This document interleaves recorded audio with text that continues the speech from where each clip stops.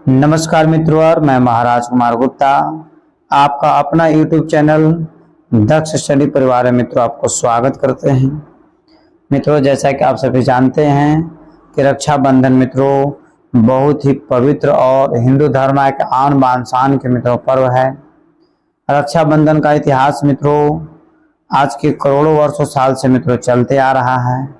यह एक ऐसा बंधन है जिसको एक बार बंधन बांध देने से मित्रों भाई बहन का रिश्ता आजीवन जो है सुव्यवस्थित और सुदृढ़ तरीका से मित्रों रक्षा करने का वचन दिया जाता है। मित्रों, इसी शुभ अवसर पर आज आपके समक्ष जैसे हम भी एक वचन दे रहे हैं कि रक्षाबंधन के शुभ अवसर पर जितने भी हमारे पास कोर्स अवेलेबल है, मैथ्स का कोर्स, रीजनिंग का कोर्स और म्यूजिक का कोर्स है मित्रों, इस संपूर्ण कोर्स में मित्रों 50% का डिस्काउंट आपको रक्षाबंधन के शुभ अवसर पर मित्रों मिलेगा। अतः जितना जल्द से जल्द मित्रों दिए हुए कॉन्टैक्ट नंबर पर मित्रों आप दोनों में से कोई नंबर पर मित्रों आप हमसे कॉन्टैक्ट करें। मित्रों, संपूर्ण कोर्स मित्रों आपको 50% ऑफ में मित्रों आपको प्रोवाइड करवाया जाएगा और यह मौका आपको दोबारा मिलने वाला नहीं है। ठीक है, इसलिए मित्रों जितना जल्द से जल्द हो सके आप जो है हमसे कांटेक्ट करने की कोशिश करें। इस प्रकार मित्रों और बिना समय गवाए हुए आज के पहले प्रश्न पर बारीकी से केयर कीजिएगा और मित्रों कोर्स को जितना जल्द से हो सके फटाफट खरीद लीजिए। और मित्रों बीपीएससी में जिस तरीका से 5 ऑप्शन मित्रों आपको मिलते हैं उसी तरीका से मित्रों इसमें भी आपको जैसे हम 5 प्रश्न ऑप्शन के साथ मित्रों आपके पास प्रत्येक क्वेश्चन का मित्रों विश्लेषण लाए हैं। आज का पहला प्रश्न आपका है, स्वर्गीय गंगूबाई हंगल किस घराने की प्रतिनिधित्व के रूप में प्रचलित रही? ये मित्रों आपका ऑप्शन है, बारीकी से केयर कीजिएगा। आगरा घराना, बी में किराना घराना, सी में दिल्ली घराना, डी में उपयुक्त में से एक से अधिक, ई में मित्रों उपयुक्त में से कोई नहीं। मित्रों फट से बताइए कि स्वर्गीय गंगूबाई हंगल किस घराने की प्रतिनिधित्व के रूप में प्रचलित रही हैं? तो मित्रों बताते चले कि स्वर्गीय गंगूबाई हंगल का संबंध है मित्रों किराना घराना से। ऑप्शन नंबर बी मित्रों हमारा सही आंसर है। इस प्रकार हम लोग अगले प्रश्न पर क्लियर करेंगे। इनमें से लय के प्रकारों का नाम बताएं।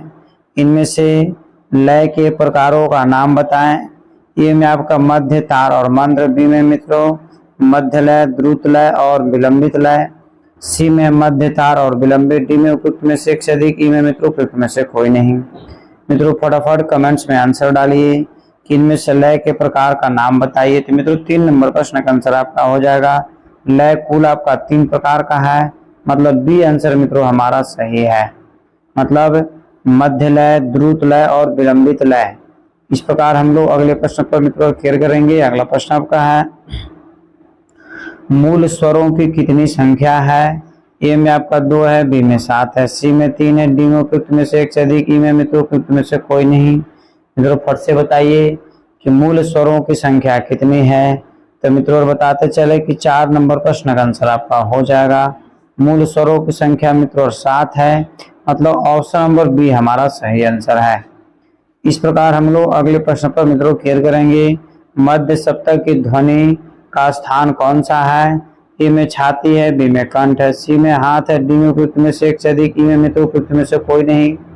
मित्रों फट से बताइए कि मध्य सप्तक की ध्वनि का स्थान कौन सा है? मित्रों बताते चले कि 5 नंबर प्रश्न का आंसर आपका हो जाएगा। मध्य सप्तक की ध्वनि मित्रों कंठ का मित्रों स्थान है। ऑप्शन नंबर बी हमारा सही आंसर है। इस प्रकार हम लोग अगले प्रश्न पर क्लियर करेंगे। कोमल स्वर किसे कहते हैं?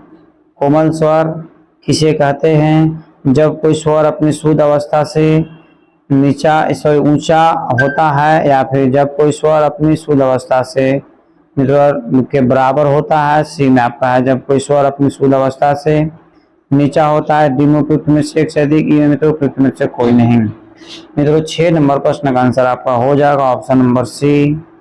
ठीक है, इस प्रकार हम लोग अगले प्रश्न पर मित्रों क्लियर करेंगे। अगला प्रश्न आपका है, विकृति स्वर किन्हें कहा जाता है? फट से मित्रों बताइए कि विकृति स्वर किन्हें कहा जाता है? ए में जो स्वर अपने निश्चित स्थान से थोड़ा उतर जाता है अथवा चढ़ जाता है। बी में जो स्वर अपने निश्चित स्थान से थोड़ा चढ़ जाते हैं अथवा चढ़ा हुआ प्रतीत होता है। सी में मित्रों जो स्वर अपने निश्चित स्थान से थोड़ा उतर जाते हैं अथवा उतरा हुआ प्रतीत होता है। डी में उपयुक्त में से एक से अधिक, ई में उपयुक्त में से कोई नहीं। मित्रों फट से बताइए कि 7 नंबर प्रश्न का आंसर क्या होगा। तो मित्रों बताते चले कि 7 नंबर प्रश्न का आंसर हो जाएगा ऑप्शन नंबर ए पर आंसर हमारा सही है। इस प्रकार हम लोग अगले प्रश्न पर मित्रों केयर करेंगे। प्राचीन काल में राग के कितने लक्षण माने गए हैं। ए में 4 है, बी में 6 है, सी में 10 है, डी में उपयुक्त में से एक से अधिक, ई में मित्रों उपयुक्त में से कोई नहीं। मित्रों फट से बताइए कि प्राचीन काल में राग के कितने लक्षण बताए गए हैं। तो मित्रों बताते चले कि 8 नंबर प्रश्न का आंसर हो जाएगा प्राचीन काल में मित्रों राग के कुल जैसे 10 लक्षण बताए गए हैं। ऑप्शन नंबर सी मित्रों हमारा सही आंसर है। नहीं, इस प्रकार हम लोग अगले प्रश्न पर मित्रों केयर करेंगे। जाति ज्ञान का प्रचार किनके काल में था। ए में भरत, बी में मतंग, सी में लोचन, डी में उपयुक्त में से एक से अधिक, ई में मित्रों उपयुक्त में से कोई नहीं। मित्रों फट से बताइए कि जाति ज्ञान का प्रचार किनके काल में था। तो मित्रों फटाफट कमेंट्स में आंसर दिया कीजिए। तो मित्रों बताते चले कि 9 नंबर प्रश्न का आंसर आपका हो जाएगा। मित्रों केयर कीजिएगा फटाफट कि 9 नंबर प्रश्न का आंसर हो जाएगा ऑप्शन नंबर एपल, मतलब जाति ज्ञान का प्रचार मित्रों भरत काल में था। एपल आंसर हमारा सही है। इस प्रकार हम लोग अगले प्रश्न पर मित्रों केयर करेंगे। ख्याल गायन के साथ किस ताल का प्रयोग होता है। ख्याल गायन के साथ किस ताल का प्रयोग होता है। ए में आपका तिवरा, बी में एक ताल, सी में झप ताल, डी में मित्रों उपयुक्त में से एक से अधिक, ई में उपयुक्त में से कोई नहीं। मित्रों फट से बताइए कि ख्याल गायन के साथ किस ताल का प्रयोग होता है। तो मित्रों 10 नंबर प्रश्न का आंसर आपका हो जाएगा एक ताल। ऑप्शन नंबर बी मित्रों हमारा सही आंसर है। मित्रों बताते चलें कि फटाफट कमेंट्स में आंसर देते रहिए और जीवन में मित्रों अग्रसर आगे की ओर बढ़ते रहिए। यदि मित्रों सफलता पाना चाहते हैं जीवन में, तो मित्रों आज रक्षाबंधन के शुभ अवसर पर मित्रों 50% मित्रों म्यूजिक के कोर्स पर मित्रों जैसे डिस्काउंट दिया गया है। मैथ के भी कोर्स में मित्रों 50% डिस्काउंट दिया गया है और रीजनिंग के कोर्स में मित्रों 50% डिस्काउंट दिया गया है। अतः मित्रों जितना जल्द से जल्द हो सके मित्रों आप हमसे कांटेक्ट करके मित्रों कोर्स को जरूर परचेज कर लीजिए। 10 मात्रा की ताल कौन सी है। ए में आपका तिवरा है, बी में एक ताल है, सी में झप ताल है, डी में मित्रों उपयुक्त में से एक से अधिक, ई में उपयुक्त में से कोई नहीं। मित्रों 11 नंबर प्रश्न का आंसर आप कमेंट्स में जरूर आंसर दीजिए कि 10 मात्रा की ताल कौन सी है। तो मित्रों 11 नंबर प्रश्न का आंसर हो जाएगा झप ताल। ऑप्शन नंबर सी हमारा सही है। इस प्रकार मित्रों और अगले प्रश्न पर केयर कीजिएगा। पंडित सारंग देव कृति संगीत रत्नाकर में वाद्यों को मुख्य कितने भागों में विभाजित किया गया है। ए में आपका 4 है, बी में 3 है, सी में 5 है, डी में तो उपयुक्त में से एक से अधिक, ई में उपयुक्त में से कोई नहीं। मित्रों फट से बताइए कि 12 नंबर प्रश्न का आंसर क्या होगा कि पंडित सारंग देव कृत संगीत रत्नाकर में वाद्यों के मुख्य कितने भागों में विभाजित किया गया है। तो मित्रों 12 नंबर प्रश्न का आंसर हो जाएगा एप्पल, मतलब 4 भागों में मित्रों विभाजित किया गया है। इस प्रकार हम लोग अगले प्रश्न पर मित्रों केयर करेंगे कि इनमें से सुशीर वाद्य कौन सा है। तबला, हारमोनियम, गिटार, डी में उपयुक्त में से एक से अधिक, ई में मित्रों उपयुक्त में से कोई नहीं। मित्रों फट से बताइए कि इनमें से सुशीर वाद्य कौन सा है। तो मित्रों 13 नंबर प्रश्न का आंसर आपका हो जाएगा हारमोनियम जो है मित्रों सुशीर वाद्य के अंतर्गत आता है। ऑप्शन नंबर बी आंसर हमारा सही है। मित्रों और अगले प्रश्न पर केयर कीजिएगा कि ग्वालियर घराने के जन्मदाता कौन है। ए में पीर बख्श साहब, बी में कादिर बख्श साहब, सी में नथन पीर बख्श साहब, डी में उपयुक्त में से एक से अधिक, ई में उपयुक्त में से कोई नहीं। मित्रों फट से बताइए कि ग्वालियर घराने के जन्मदाता कौन है। तो मित्रों 14 नंबर प्रश्न का आंसर हो जाएगा नथन पीर बख्श साहब। ऑप्शन नंबर सी हमारा सही आंसर है। अगले प्रश्न पर मित्रों केयर कीजिएगा कि पाश्चात्य संगीत में इनमें से किसकी प्रधानता होती है। हारमोनी का, मेलोडी का, राग का, डी में उपयुक्त में से एक से अधिक, ई में मित्रों उपयुक्त में से कोई नहीं। मित्रों फट से बताइए कि पाश्चात्य संगीत में इनमें से किसकी प्रधानता होती है। तो मित्रों बताते चले कि हारमोनी की प्रधानता होती है। ऑप्शन नंबर एप्पल हमारा आंसर सही है। मित्रों और अगले प्रश्न पर केयर कीजिएगा। अगला प्रश्न आपका है वैदिक काल में स्वर के लिए संज्ञा थी। ए में आपका यम, बी में नियम, सी में व्यम, डी में उपयुक्त में से एक से अधिक, ई में मित्रों उपयुक्त में से कोई नहीं। मित्रों फट से बताए कि वैदिक काल में स्वर के लिए संज्ञा थी। तो मित्रों फटाफट कमेंट्स में आंसर दीजिए। और यदि मित्रों इस चैनल पर पहली बार विजिट कर रहे हैं तो चैनल को मित्रों सब्सक्राइब कीजिए, ताकि जैसे मित्रों हम वीडियो को अपलोड करें आपके पास नोटिफिकेशन सबसे पहले जाए और आप उसका भरपूर आनंद और भरपूर मित्रों कोर्स को आनंद ले सकते हैं, पढ़ सकते हैं। तो वैदिक काल में स्वर के लिए तो संज्ञा दी गई थी, तो यम का एप्पल आंसर हमारा सही है। इस प्रकार हम लोग अगले प्रश्न पर मित्रों क्लियर करेंगे। गमक किसको कहते हैं, फट से मित्रों बताइए गमक किसको कहते हैं। ए में आपका ऑप्शन है स्वर संवाद को, बी में नियमित आंदोलन वाली संख्या को, सी में स्वरों का ऐसा कंपन जो सुनने वालों को चित्त को सुखदाई दे, और डी में उपयुक्त में से एक से अधिक, ई में मित्रों उपयुक्त में से कोई नहीं। मित्रों फट से बताइए कि गमक किसको कहते हैं। तो मित्रों 17 नंबर प्रश्न का आंसर आपका हो जाएगा ऑप्शन नंबर सी, स्वरों का ऐसा कंपन जो सुनने वालों को चित्त को सुखदाई दे, उसे मित्रों गमक कहते हैं। ऑप्शन नंबर सी आंसर हमारा सही है। अगला प्रश्न है कि गमक के कितने भेद हैं। फट से मित्रों बताइए कि गमक के कितने भेद हैं। ए में 13 है, बी में 15 है, सी में 16 है, डी में उपयुक्त में से एक से अधिक और ई में मित्रों उपयुक्त में से कोई नहीं। मित्रों फट से बताइए कि गमक के कितने भेद हैं। तो मित्रों बताते चले कि गमक के कुल 15 भेद है। ऑप्शन नंबर बी आंसर हमारा सही है। मित्रों और फटाफट कमेंट्स में आंसर दीजिए। 3 ताल में कितने विभाग होते हैं। मित्रों बताते चले कि 3 ताल में कितने विभाग होते हैं। तो मित्रों ए में आपका 6 है, बी में 4 है, सी में 5 है, डी में उपयुक्त में से एक से अधिक, ई में मित्रों उपयुक्त में से कोई नहीं। मित्रों 19 नंबर प्रश्न का आंसर आपका हो जाएगा ऑप्शन नंबर बी, मतलब 4 आंसर मित्रों आंसर हमारा सही है। इस प्रकार मित्रों और हम लोग बिना समय गवाए हुए अगले प्रश्न पर क्लियर करेंगे कि नाट्य शास्त्र में वृंदवादन की संज्ञा है। ए में भूपथ है, बी में गावत है, सी में तुपथ है, डी में उपयुक्त में से एक से अधिक, ई में मित्रों उपयुक्त में से कोई नहीं। मित्रों फट से बताइए कि नाट्य शास्त्र में वृंदवादन के लिए संज्ञा है। तो मित्रों फट से बताइए कि इस प्रश्न का आंसर क्या होगा, क्योंकि यह प्रश्न मित्रों आपको बीपीएससी टीआरई 3.0 मित्रों आपको पूछा हुआ प्रश्न है। तो मित्रों नाट्य शास्त्र में वृंदवादन के लिए मित्रों संज्ञा दी गई, इसमें से आंसर हो जाएगा उपयुक्त में से कोई नहीं, परंतु आंसर आपको हम बता देते हैं। ऐसे एमसीक्यू में तो हमको बताना तो नहीं चाहिए, परंतु बहुत हाईलाइटेड प्रश्न है। इसका आंसर हो जाएगा कुतुब पे, कुतुब। ठीक है, आपको याद रखना है कि नाट्य शास्त्र में वृंदवादन के लिए संज्ञा है तो कुतुब का। अगला प्रश्न है साथियों कि स्वर्गीय गंगूबाई हंगल किस घराने के प्रतिनिधित्व के रूप में प्रचलित रही। मित्रों ए में आपका आगरा घराना है, बी में किराना है, सी में दिल्ली है, डी में तो उपयुक्त में से एक से अधिक, ई में आपका उपयुक्त में से कोई नहीं। मित्रों फट से बताइए कि 21 नंबर प्रश्न का आंसर क्या होगा। तो मित्रों 21 नंबर प्रश्न का आंसर हो जाएगा स्वर्गीय गंगूबाई हंगल का संबंध मित्रों किराना घराना से है। ऑप्शन नंबर बी आंसर हमारा सही है। इस प्रकार हम लोग अगले प्रश्न पर मित्रों क्लियर करेंगे। अगला प्रश्न आपका है उत्तर भारतीय पद्धति में कोमल रे के नाम से पुकारे जाने वाले स्वर की दक्षिण भारतीय पद्धति में किस नाम से पुकारते हैं। ए में कोमल रे, बी में षष्ठी रे, सी में शुद्ध रे, डी में उपयुक्त में से एक से अधिक, ई में उपयुक्त में से कोई नहीं। मित्रों फट से बताइए कि उत्तर भारतीय पद्धति में कोमल रे के नाम से पुकारे जाने वाले स्वर की दक्षिणी भारतीय पद्धति में किस नाम से जानते हैं। तो मित्रों 22 नंबर प्रश्न का आंसर आपको शुद्ध रे नहीं, ऑप्शन नंबर सी हमारा क्या है सत्य है। इस प्रकार हम लोग अगले प्रश्न पर मित्रों क्लियर करेंगे। राग गायन का वादी स्वर क्या है।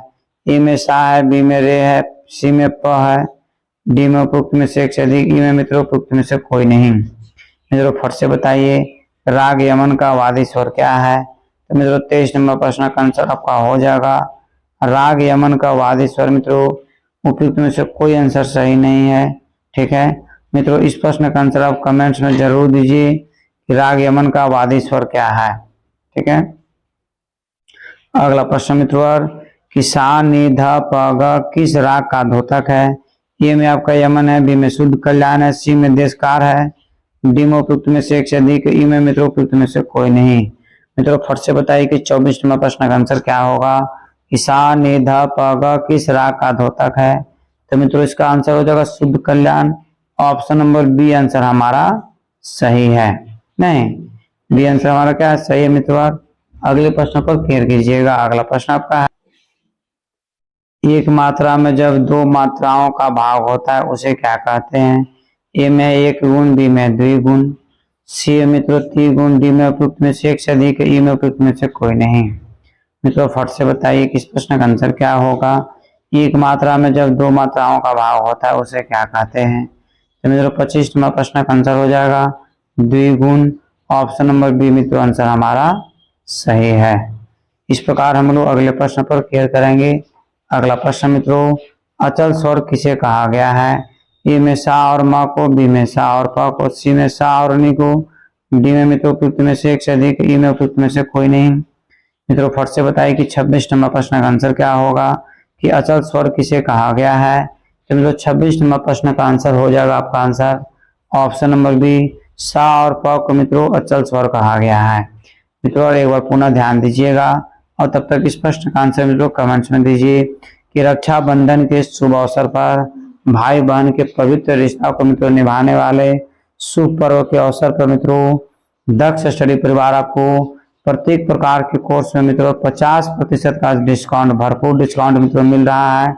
इसलिए जितना जल्द हो सके मित्रों आप जो है कोर्स को परचेज जरूर कर लें, ताकि जैसे जो गिफ्ट मिल रहा है मित्रों दोबारा यह गिफ्ट मिलने वाला नहीं है। तो विकृति स्वर कितने हैं? तो सभी मित्रों का आंसर सही है, 5 एकदम मित्रों सही है। ऑप्शन नंबर बी आंसर हमारा क्या है? सही है। अगले प्रश्न पर मित्रों ख्याल कीजिएगा कि जाकिर हुसैन के पिता का नाम क्या है? मित्रों फट से बताइए कि जाकिर हुसैन साहब के पिता का नाम क्या है? ए में आपका है करमातुल्लाह, बी में आला रखा, सी में मुन्ने खां, डी में मित्रों उपयुक्त में से एक से अधिक, ई में आपका उपयुक्त में से कोई नहीं। मित्रों फट से बताइए कि जाकिर हुसैन साहब के पिता का नाम क्या है? मतलब जो तबला वादक जाकिर हुसैन साहब हैं उनके पिता का नाम है अल्लाह रखा खां। मतलब ऑप्शन नंबर बी आंसर मित्रों हमारा सही है। इस प्रकार हम लोग अगले प्रश्न पर मित्रों क्लियर करेंगे। ध्यान दीजिएगा बारीकी से कि गंधार का संवादी स्वर क्या है? ए में म है, बी में प है, सी में ध है, डी में मित्रों उपयुक्त में से एक से अधिक, ई में उपयुक्त में से कोई नहीं। मित्रों फट से बताइए कि गंधार का संवादी स्वर क्या है? तो मित्रों 29 नंबर प्रश्न का आंसर आपका हो जाएगा ऑप्शन नंबर ई, गंधार का संवादी स्वर। मित्रों इनमें से कोई आंसर सही नहीं है। मित्रों आप कमेंट्स में जरूर बताइए कि गंधार का संवादी स्वर क्या होता है। इस प्रकार अगले प्रश्न पर मित्रों हम लोग क्लियर करेंगे कि भारतीय संगीत में किस स्वर को अर्धदर्शक स्वर कहा जाता है? ए में मध्यम को, बी में सरज को, सी में पंचम को, डी में उपयुक्त में से एक से अधिक, ई में मित्रों उपयुक्त में से कोई नहीं। मित्रों फट से बताइए कि भारतीय संगीत में किस स्वर को अर्धदर्शक स्वर कहा जाता है? तो मित्रों 30 नंबर प्रश्न का आंसर आपका हो जाएगा मध्यम स्वर। ऑप्शन नंबर ए पर आंसर मित्रों हमारा सही है। मित्रों अगले प्रश्न पर क्लियर कीजिएगा कि पंडित वेंकटमुखी के अनुसार रागों की कुल कितनी जातियां हो सकती है? पंडित वेंकटमुखी के अनुसार रागों की कुल कितनी जातियां मित्रों हो सकती है? ए में आपका 4 है, बी में 6 है, सी में 9 है, डी में तो उपयुक्त में से एक से अधिक, ई में उपयुक्त में से कोई नहीं। मित्रों 31 नंबर प्रश्न का आंसर हो जाएगा पंडित वेंकटमुखी के अनुसार रागों की कुल जितनी जातियां मित्रों 9 हो सकता है। ऑप्शन नंबर सी आंसर मित्रों हमारा सही है। नहीं, अगले प्रश्न पर हम लोग क्लियर करेंगे तानसेन की गायकी का नाम क्या है? ए में टप्पा, बी में ध्रुपद, सी में ठुमरी, डी में उपयुक्त में से एक से अधिक, ई में मित्रों उपयुक्त में से कोई नहीं। मित्रों फट से बताइए तानसेन की गायकी का नाम क्या है? तो मित्रों 32 नंबर प्रश्न का आंसर आपका हो जाएगा ऑप्शन नंबर बी, तानसेन की गायकी का नाम मित्रों ध्रुपद है। नहीं, इस प्रकार हम लोग मित्रों अगले प्रश्न पर क्लियर करेंगे। मित्रों बहुत ही बेहद महत्वपूर्ण प्रश्न है कि संगीत, चित्रकला तथा संकाय होगा में निम्नलिखित में से कौन सा एक समान है? लय, तय, रंग, शब्द या उपयुक्त में से एक से अधिक, उपयुक्त में से कोई नहीं। तो मित्रों 33 नंबर प्रश्न का आंसर आप कमेंट्स में जरूर दीजिए। तो मित्रों 33 नंबर प्रश्न का आंसर हो जाएगा ऑप्शन नंबर सी, मतलब शब्द हमारा मित्रों सही आंसर है। नहीं, शब्द हमारा सही आंसर है। अगले प्रश्न पर मित्रों क्लियर कीजिएगा। अगला प्रश्न आपका है लक्षण गीत का क्या उद्देश्य है? ए में राग का परिचय कराना, बी में लोकगीत सिखाना, सी में मित्रों अस्थाई की स्वरलिपि बनाना। डी में उपयुक्त में से एक से अधिक, ई में उपयुक्त में से कोई नहीं। मित्रों 34 नंबर प्रश्न का आंसर आपका हो जाएगा राग का परिचय कराना। ऑप्शन नंबर ए पर आंसर हमारा सही है। मित्रों और अगले प्रश्न पर ख्याल कीजिएगा कि निम्न में से कौन सा एक आलाप का प्रकार नहीं है। मित्रों फट से बताइए निम्न में से कौन सा एक आलाप का प्रकार नहीं है। ए में मेलापक है, बी में रूपालापक है, सी में अल्पतगान है, डी में उपयुक्त में से एक से अधिक और ई में मित्रों उपयुक्त में से कोई नहीं। मित्रों बताते चले कि 35 नंबर प्रश्न का आंसर आपका हो जाएगा इनमें से कौन एक आलाप के प्रकार नहीं है, तो मेलापक, मतलब ए पर आंसर हमारा सही है। इस प्रकार मित्रों अगले प्रश्न पर ख्याल कीजिएगा। अगला प्रश्न आपका है कि नाट्य शास्त्र निम्न में से किसकी रचना है। ए में भरत मुनि, बी में कुमारिल्य, सी में जैमिनी, डी में मित्रों उपयुक्त में से एक से अधिक, ई में उपयुक्त में से कोई नहीं। मित्रों फट से बताइए कि 36 नंबर प्रश्न का आंसर क्या होगा कि नाट्य शास्त्र निम्न में से किसकी रचना है। मित्रों यदि इस प्रश्न का आंसर आप नहीं देते हैं तो जो रक्षाबंधन के शुभ अवसर पर मित्रों जो 50% का डिस्काउंट है वो आप नहीं खरीदिए। क्या है कि कम हम किए आप लोग को पढ़ने के लिए, आप लोग को रिजल्ट देने के लिए, और इतना छोटा सा प्रश्न का आंसर आप लोग नहीं देते हैं तो दुख नहीं होगा। तो भरत मुनि मित्रों करीब करीब सभी मित्रों का हमारा सही आंसर है। ट्रिपल आंसर मित्रों सही है। नाट्य शास्त्र के लेखक कौन है, तो भरत मुनि साहब। मित्रों अगले प्रश्न पर ख्याल कीजिएगा कि हाथी दौड़ के छोटे छोटे टुकड़े तानपुरे की सभी बारों में घुड़च और कील के मध्य पिराए जाते हैं, उसे क्या कहते हैं।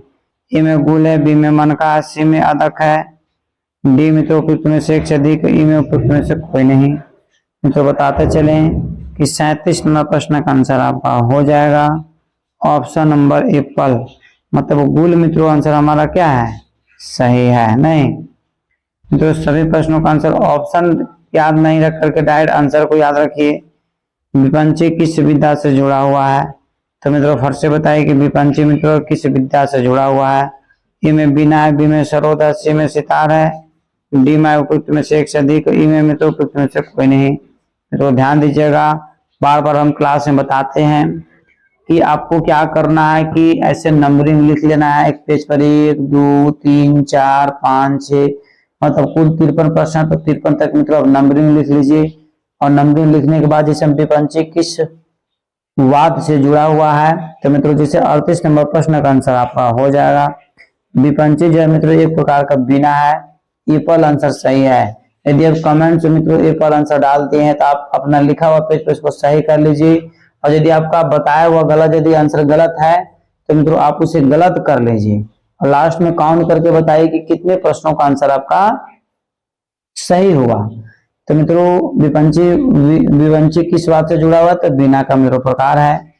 अगले प्रश्न पर मित्रों ख्याल कीजिएगा। अगला प्रश्न आपका है रविंद्र संगीत देश के किस भाग से संबंधित है।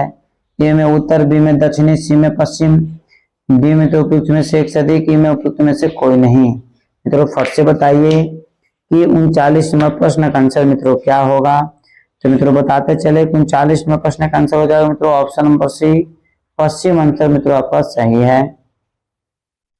अगला प्रश्न आपका है हिंदुस्तान के जाने माने सितार वादक का नाम क्या है। मित्रों बहुत ही बेहद महत्वपूर्ण प्रश्न आपका है, हिंदुस्तान के जाने माने सितार वादक का नाम क्या है। ए में मैहर अलाउद्दीन खां, बी में स्वर्गीय निखिल बनर्जी, सी में पंत रविशंकर साहब, डी में उपयुक्त में से एक से अधिक, ई में मित्रों उपयुक्त में से कोई नहीं।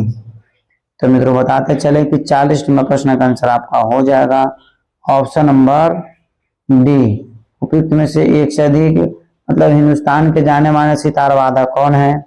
तो मित्रों अलाउद्दीन खां भी और निखिल बनर्जी साहब मित्रों जैसे सितार वादक हैं, अतः इस प्रश्न का आंसर आपका हो जाएगा ऑप्शन नंबर डी आंसर मित्रों सही है।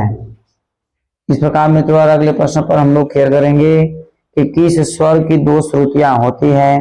ए में ग है, बी में रे है, सी में सा है, डी में मित्रों उपयुक्त में से एक से अधिक, ई में उपयुक्त में से कोई नहीं। मित्रों फट से बताइए कि किस स्वर की दो श्रुतियां होती है। तो मित्रों 41 नंबर प्रश्न का आंसर आपका हो जाएगा ग का ऑप्शन नंबर एप्पल आंसर हमारा सही है। मित्रों और अगले प्रश्न पर क्लिक कीजिएगा कि दाहिने तबले पर लकड़ी के 8 गोले टुकड़े होते हैं उन्हें क्या कहते हैं? दाहिने तबले पर लकड़ी के 8 गोले टुकड़े होते हैं उन्हें क्या कहते हैं? ए में गट्टा है, बी में स्याही है, सी में बद्दी है, डी में तो उपयुक्त में से एक से अधिक, ई में उपयुक्त में से कोई नहीं। मित्रों फट से कमेंट्स में आंसर दीजिए कि इस प्रश्न का आंसर क्या होगा। तो बताते चले कि 42 नंबर प्रश्न का आंसर हो जाएगा ऑप्शन नंबर एप्पल। मित्रों तबले के दाहिने तबले पर लकड़ी के जो 8 गोले टुकड़े होते हैं उसमें मित्रों 8 गट्टे लगे होते हैं। एप्पल आंसर हमारा सही आंसर है। इस प्रकार मित्रों हम लोग क्वेश्चन नंबर 43 पर बारीकी से क्लियर करेंगे। मित्रों ध्यान दीजिएगा कि जिन रागों के नाम, एक सेकंड मित्रों, जिन रागों के नाम थाटों को दिए गए हैं उन्हें क्या कहते हैं? ए में आपका आश्रय राग है, बी में वादी राग है, सी में संवादी राग है, डी में उपयुक्त में से एक से अधिक, ई में मित्रों उपयुक्त में से कोई नहीं। मित्रों फट से बताइए कि जिन रागों के नाम थाटों को दिए गए उन्हें क्या कहते हैं? तो मित्रों 43 नंबर प्रश्न का आंसर हो जाएगा आश्रय राग। एप्पल आंसर हमारा सही है। मित्रों अगले प्रश्न पर खेल लीजिएगा। कौन सा 2 स्वर किसी भी राग में एक साथ वर्जित नहीं होते हैं? मित्रों फट से बताइए कि कौन सा स्वर किसी भी राग में एक साथ वर्जित नहीं होते हैं। ए में प है, बी में म और प है, सी में सा और प है, डी में उपयुक्त में से एक से अधिक, ई में मित्रों उपयुक्त में से कोई नहीं। तो मित्रों 44 नंबर प्रश्न का आंसर आपका हो जाएगा म और प। ऑप्शन नंबर बी मित्रों आंसर हमारा सही है। नहीं, इस प्रकार मित्रों हम लोग अगले प्रश्न पर क्लियर करेंगे। अगला प्रश्न आपका है कि बड़े गुलाम अली किस घराने के प्रतिनिधित्व थे? ए में आगरा, बी में मित्रों पटियाला, सी में दिल्ली, डी में उपयुक्त में से एक से अधिक, ई में मित्रों उपयुक्त में से कोई नहीं। मित्रों फटाफट कमेंट्स में आंसर दीजिए कि बड़े गुलाम अली किस घराने के प्रतिनिधित्व थे। तो मित्रों बताते चले कि 45 नंबर प्रश्न का आंसर हो जाएगा पटियाला घराना। ऑप्शन नंबर बी मित्रों आंसर हमारा सही है। इस प्रकार हम लोग अगले प्रश्न पर क्लियर करेंगे। राग यमन के वादी संवादी स्वर को बताइए। ये में ग और नि है, बी में म और सा है, सी में सा और प है, डी में उपयुक्त में से एक से अधिक, ई में मित्रों उपयुक्त में से कोई नहीं। मित्रों फट से बताइए कि राग यमन के वादी संवादी स्वर को बताइए। तो मित्रों 46 नंबर प्रश्न का आंसर आपका हो जाएगा ग और नि मित्रों राग यमन का वादी संवादी स्वर है। तो ऑप्शन नंबर एप्पल आंसर हमारा सही है। अगला प्रश्न मित्रों कि लय के कितने प्रकार होते हैं? द्रुत लय, मध्य लय और सप्तक। एक लय का मित्रों आप नाम खुद बताइए। ठीक है, लय के कितने प्रकार है? तो मित्रों लय के कुल 3 प्रकार है, द्रुत लय, मंद्र लय और एक लय का मित्रों नाम आपको खुद बताना है। ऑप्शन नंबर सी हमारा सही आंसर है। मित्रों अगले प्रश्न पर खेल दीजिएगा कि कौन सा स्वर किसी राग में विवादी नहीं हो सकता है? ए में सरज है, बी में तीव्र मध्यम है, सी मित्रों शुद्ध मध्यम है, डी में उपयुक्त में से एक से अधिक, ई में उपयुक्त में से कोई नहीं। मित्रों फट से बताइए कि कौन सा स्वर किसी भी राग में विवादी नहीं हो सकता है। तो मित्रों 48 में प्रश्न का आंसर हो जाएगा सरज में। ऑप्शन नंबर एप्पल आंसर हमारा सही है। मित्रों अगले प्रश्न पर क्लियर कीजिएगा, ध्यान दीजिएगा। मित्रों निम्न में कौन से जोड़े की ताले मात्राओं की दृष्टि से मेल है? ए में आपका रूपक तथा तीव्रा, बी में है लक्ष्मी गणेश, सी में धमार तथा दीपचंदी, डी में मित्रों उपयुक्त में से एक से अधिक, ई में आपका उपयुक्त में से कोई नहीं। मित्रों 49 नंबर प्रश्न का आंसर आप कमेंट्स में जरूर दीजिए, क्योंकि मित्रों अब यह क्लास मित्रों कुछ इस समय में समाप्त होगा। अतः मित्रों आप पैकेज को 50% ऑफ मित्रों चल रहा है रक्षाबंधन के शुभ अवसर पर। मित्रों आप पैकेज को जरूर मित्रों इस नंबर के माध्यम से कांटेक्ट करके मित्रों खरीद लीजिए। ठीक है, ताकि मित्रों रिजल्ट आपका 100% हो जाए। मित्रों बताते चलें कि निम्नलिखित में से कौन से जोड़े की ताले मात्राओं की दृष्टि से मेल है? तो मित्रों 49 नंबर प्रश्न का आंसर आपका हो जाएगा। ध्यान दीजिएगा उपयुक्त में से एक से अधिक, ऑप्शन नंबर डी आंसर हमारा सही है। मित्रों बताते चले कि 50 नंबर प्रश्न को मित्रों खेल दीजिएगा। 50 नंबर प्रश्न आपका है ताल में कितने प्रकार के अंग होते हैं? फटाफट मित्रों बताइए कि ताल में कितने प्रकार के अंग होते हैं। ए में आपका है 6, बी में 2 है, सी में 7 है, डी में उपयुक्त में से एक से अधिक, ई में मित्रों उपयुक्त में से कोई नहीं। मित्रों फट से बताइए कि ताल में कितने प्रकार के अंग होते हैं। तो मित्रों 50 नंबर प्रश्न का आंसर आपका हो जाएगा ताल में मित्रों कुल जैसे 6 प्रकार के अंग होते हैं। ऑप्शन नंबर ए पर आंसर मित्रों हमारा क्या है, सत्य है। मित्रों अगले प्रश्न पर क्लिक कीजिएगा। अगला प्रश्न है मित्रों, यह आज का अंतिम प्रश्न है। यह रक्षाबंधन के शुभ अवसर पर जो मित्रों क्लास चलाया जा रहा है, यह मित्रों आज का अंतिम क्लास है। राग यमन में ध्यान दीजिएगा मित्रों, राग यमन में न लगने वाले स्वर को क्या कहा गया है। ए में वादी है, बी में वर्ज्य है, सी में विवादी है, डी में उपयुक्त में से एक से अधिक, ई में मित्रों उपयुक्त में से कोई नहीं। मित्रों फट से बताइए कि राग यमन में न लगने वाले स्वर को मित्रों क्या कहते हैं। तो मित्रों 51वां प्रश्न का आंसर हो जाएगा वर्ज्य कहते हैं। ऑप्शन नंबर बी मित्रों आंसर हमारा क्या है, सही है। इस प्रकार मित्रों ध्यान दीजिएगा, इस प्रकार सभी प्रश्नों का आंसर मित्रों यहाँ पर आपको दे दिया गया। आप क्या कीजिए कि स्क्रीनशॉट लेकर के मित्रों आप हमें जरूर बताइए कमेंट्स में कि कितने प्रश्नों का आंसर आपका सही हुआ।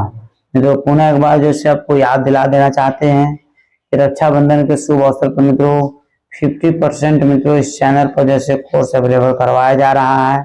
अतः मित्रों अब दिए हुए इस नंबर के माध्यम से मित्रों आप हमसे कांटेक्ट करके मित्रों तत्काल जैसे आप संपूर्ण कोर्स मित्रों परचेज कर सकते हैं। चाहे बीपीएससी का मित्रों क्वालिफाई होना चाहते हैं, स्टेट क्वालिफाई होना चाहते हैं, BPSC, BSSB, NET, KVS, MRS, Delhi police और मित्रों डीएसएसबी, मतलब जितने भी मित्रों कॉम्पिटिटिव एग्जाम के माध्यम से मित्रों जैसे सरकारी नौकरी दिया जा रहा है, उनका कोर्स मित्रों अवेलेबल कराने के लिए मित्रों हमारी संस्था 100% मित्रों एक्टिव है। आप मित्रों हमारे साथ क्लास को जरूर ज्वाइन करें। तब तक के लिए मित्रों स्वस्थ रहें, मस्त रहें और एक बार प्रेम से बोलिए भारत माता की जय।